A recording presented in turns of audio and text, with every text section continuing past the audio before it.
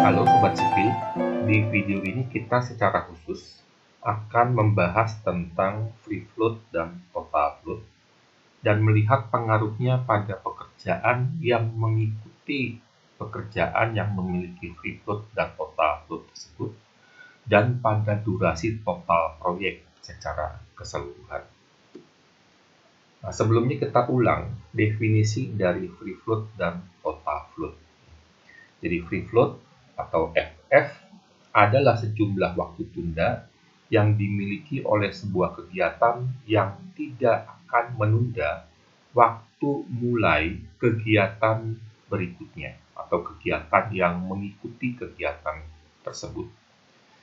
Sedangkan total float atau TF adalah sejumlah waktu tunda yang dimiliki oleh sebuah kegiatan yang tidak akan menunda waktu selesainya proyek, yang tidak akan membuat proyek itu menjadi terlambat selesainya. Pada saat kita membahas arrow diagram dan precedent diagram dan menyelesaikan contoh dari soal yang ada, kita mendapatkan hasil akhir berbentuk arrow diagram dan precedent diagram seperti gambar ini. Kita lihat, meskipun kita menggunakan metode yang berbeda, tetapi kita mendapatkan hasil perhitungan waktu yang sama. Durasi total proyeknya sama-sama 50 hari. Kemudian setiap pekerjaan juga memiliki waktu mulai dan waktu selesai yang sama, baik waktu mulai dan selesai paling awal maupun waktu mulai dan selesai paling lambat. Contohnya di pekerjaan A di sini, dia akan dimulai di hari pertama, selesai di hari ke-20 pada arrow diagram. Pada precedent diagram juga sama. Kemudian free float dan total float-nya, ini juga sama. Kalau Sobat Sipil lihat di kegiatan atau pekerjaan A, free float total float-nya adalah 0 dan 5. Di precedent diagram juga sama, 0 dan 5. Kemudian kegiatan kritisnya di arrow diagram adalah kegiatan C, F, H, dan J. Di precedent diagram juga sama, C, F, H, dan J. Karena kegiatannya sama, durasinya sama, ketergantungannya sama, kita mendapatkan precedent diagram dan arrow diagram yang sama. Nah, kemudian kita coba menggambarkan bar chart-nya. Bar chart dari kegiatan-kegiatan proyek kita. Nah, untuk menggambarkannya, kita bisa menggunakan hasil perhitungan dari arrow diagram maupun dari precedent diagram. Kalau kita menggunakan hasil perhitungan dari arrow diagram, kita mendapatkan seperti ini, Bar chart ini saya gambarkan dengan menggunakan waktu mulai dan waktu selesai paling awal. Jadi untuk pekerjaan A misalnya, ini akan dimulai di hari pertama, dan selesai di hari ke-20. Ini pekerjaan A, hari pertama dimulai, durasinya 20 hari, berarti dia selesai di hari ke-20. Pekerjaan B, dari hari pertama selesai di hari ke-5, karena durasinya pekerjaan B ini adalah 5 hari. Hari pertama sampai hari ke-5. Kemudian pekerjaan C juga sama, dimulai di hari pertama, selesai di hari ke-10, karena durasinya 10 hari. Kemudian pekerjaan D misalnya. Sobat Sipil lihat di sini, ini angkanya ini kan hari ke-20 adalah hari di mana kegiatan A ini selesai. Berarti di hari ke-21, pekerjaan D ini bisa dimulai. Pekerjaan D ini dimulai di hari ke-21, pekerjaan D punya durasi 5 hari, berarti akan selesai di hari ke-25. Dan kemudian Sobat Sipil lihat, pekerjaan D ini punya free float dan total float sebanyak 20. Ini saya gambarkan di sini Sobat Sipil, Yang garis hijau ini adalah garis free float-nya, kemudian garis merah ini adalah garis total float-nya. Jadi kegiatan D ini punya waktu tunda sebanyak 20, baik free float maupun total float-nya. Ya. Kegiatan D ini bisa ditunda mulainya, ya, yang harusnya dimulai paling awal di hari ke-21, dia bisa dimulai paling lambat di hari ke-41. Ya. 21 ditambah 20. Kemudian selesai paling awal itu di hari ke-25. Nah, kalau ditunda 20 hari, dia selesai paling lambatnya di hari ke-45. Dia punya kelonggaran waktu atau waktu tunda selama 20 hari. Kenapa?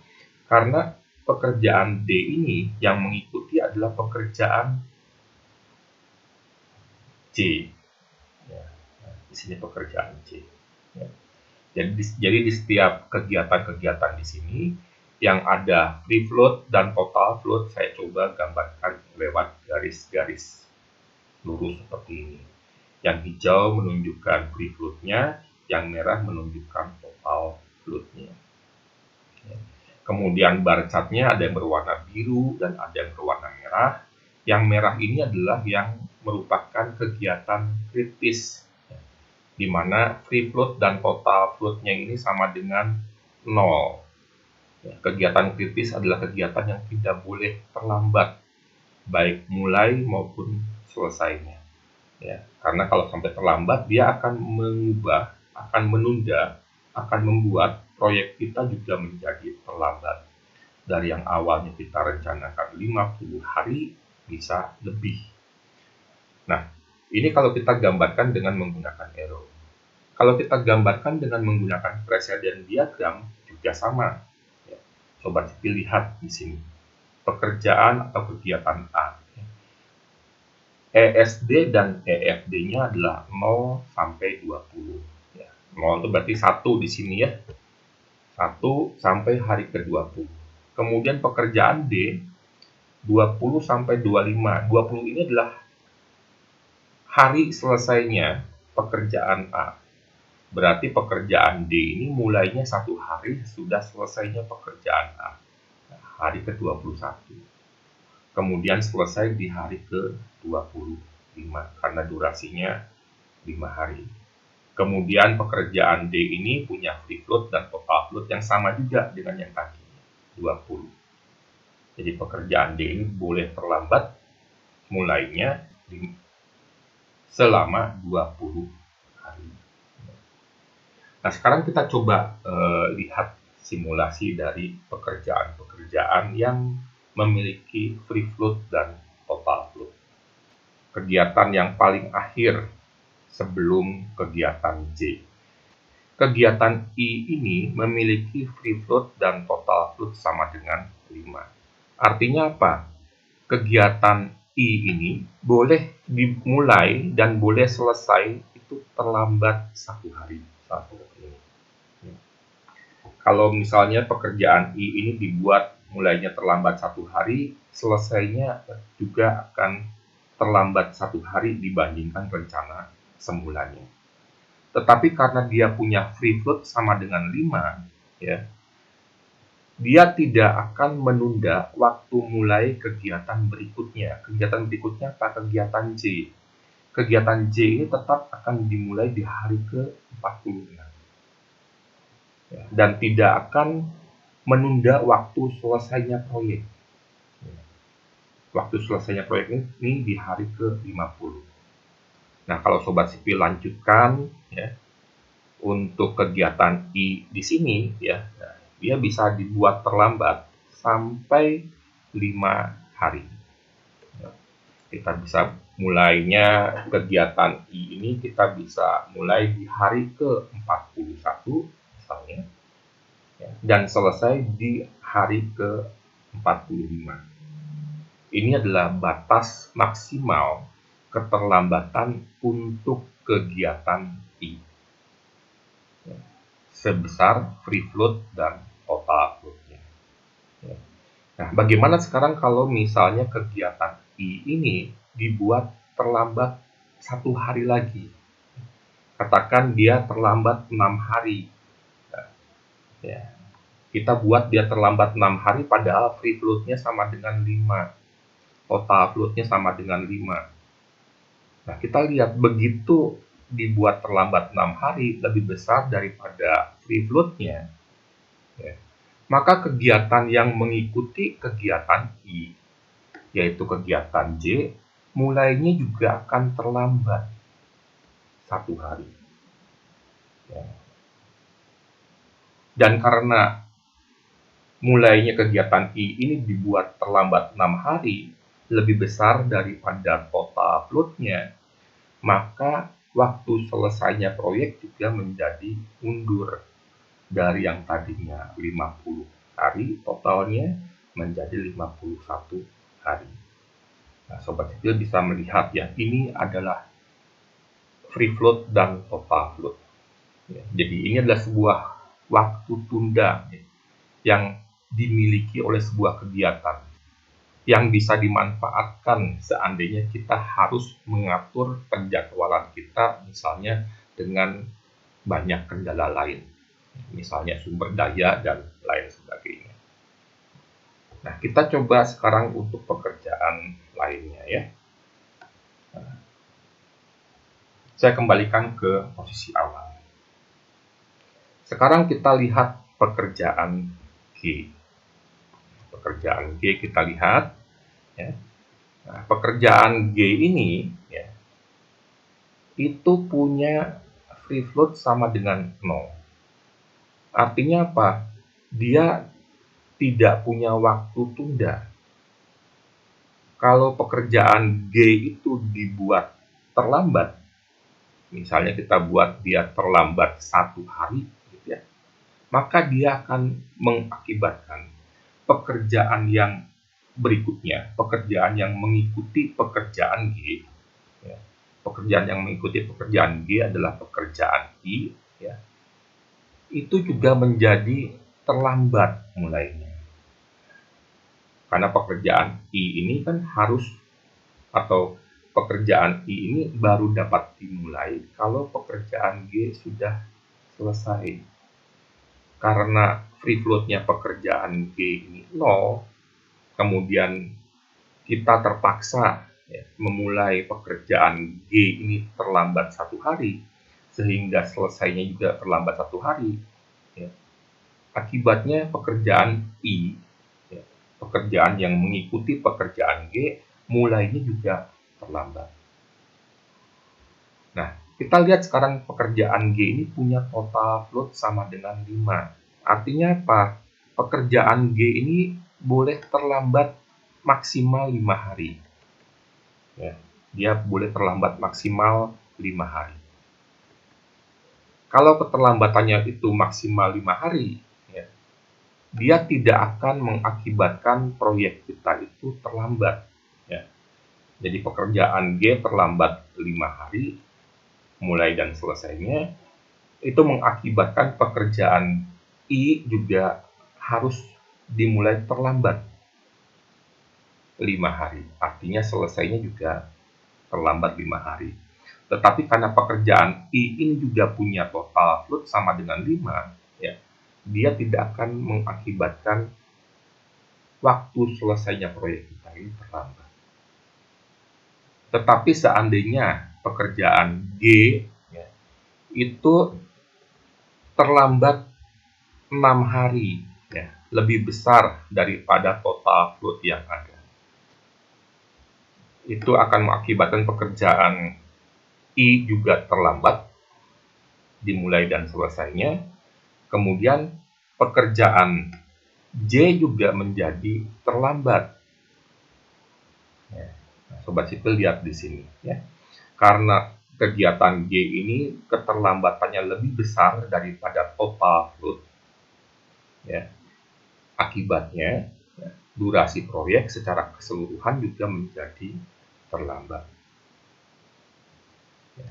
Nah, sekarang kita lihat kegiatan lainnya lagi ya, yang akan kita coba untuk menggambarkan pengaruh free float dan total float terhadap kegiatan-kegiatan proyek dan waktu selesainya proyek. Kita sekarang lihat pekerjaan E. Pekerjaan E ini punya free float dan total float sama dengan 10. Artinya pekerjaan E di sini ya itu bisa dimulai atau selesai terlambat 10 hari ya, tanpa mempengaruhi dimulainya kegiatan yang mengikuti pekerjaan E ini dan tidak mempengaruhi durasi proyek secara keseluruhan. Ya. Nah, kita lihat di sini Sobat Sipil, pekerjaan E ini ya, diikuti oleh pekerjaan H. Jadi pada saat pekerjaan E ini dimulainya terlambat 10 hari yang mengakibatkan selesainya juga terlambat 10 hari, dia tidak mempengaruhi dimulainya pekerjaan H yang mengikuti pekerjaan E. Dan tidak mengakibatkan waktu selesainya proyek ini juga menjadi terlambat. Tetapi kalau kegiatan E di sini ya, mulainya ternyata terlambatnya lebih dari 10 hari, lebih dari free float dan total float, misalnya 11 hari di sini. Sobat Sipil bisa lihat ya, kegiatan H ini baru bisa dimulai kalau kegiatan A, E, dan F sudah selesai. Artinya apa? Artinya kegiatan H di sini mulainya akan terlambat juga 1 hari. Mulainya terlambat 1 hari, selesainya juga akan terlambat 1 hari. Yang kemudian akan mengakibatkan pekerjaan J ini juga menjadi terlambat 1 hari. Ya. Nah, Sobat Sipil lihat di sini. Ya. Begitu keterlambatan kegiatan E di sini, ya, itu mengakibatkan durasi proyek secara keseluruhan juga menjadi terlambat. Nah, sekarang kita coba lihat kegiatan lain. Ya. Kegiatan D. Kegiatan D ini yang mengikuti adalah pekerjaan J. Ya, hanya satu pekerjaan J. Pekerjaan D itu punya free float dan total float sama dengan 20. Artinya dia boleh dimulai dan selesai itu dibuat terlambat 20 hari.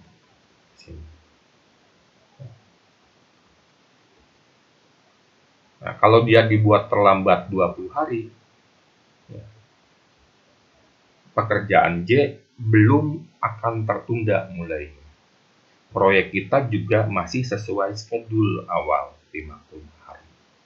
Tetapi kalau pekerjaan D ini terlambatnya lebih dari total float, lebih dari free float yang ada, ya, itu akan mengakibatkan ya, pekerjaan J juga mulainya terlambat.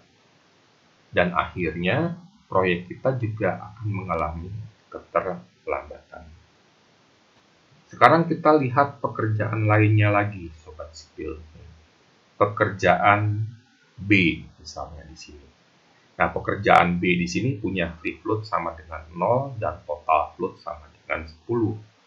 Jadi, pekerjaan B ini tidak boleh terlambat. Kalau terlambat, dia akan menyebabkan pekerjaan yang mengikuti pekerjaan B ini, ya, pekerjaan yang mengikuti pekerjaan B adalah pekerjaan E, mulainya terlambat. Ya. Karena free float-nya 0, dia tidak boleh terlambat. Kalau terlambat mulainya kegiatan yang mengikuti, ini juga akan terlambat. Ya. Nah, kita coba ya Sobat Sipil. Kalau misalnya pekerjaan B ini kita mulai terlambat 1 hari, maka pekerjaan E dimulainya juga akan terlambat 1 hari. Ini karena free float-nya sama dengan 0, tidak boleh terlambat seharusnya. Karena terlambat berarti kegiatan yang mengikuti juga akan terpengaruh. Dan pekerjaan B ini punya total float sama dengan 10. Ya. Artinya apa? Dia boleh terlambat selama 10 hari maksimal. Nah, kalau keterlambatannya 10 hari, berarti kegiatan E, kegiatan yang mengikuti kegiatan B ini juga akan dimulai terlambat 10 hari juga. Ya, tetapi karena keterlambatannya 10 hari masih sama dengan total floatnya, itu belum akan mempengaruhi durasi proyek secara keseluruhan. Proyek kita masih bisa diselesaikan dalam waktu 50 hari.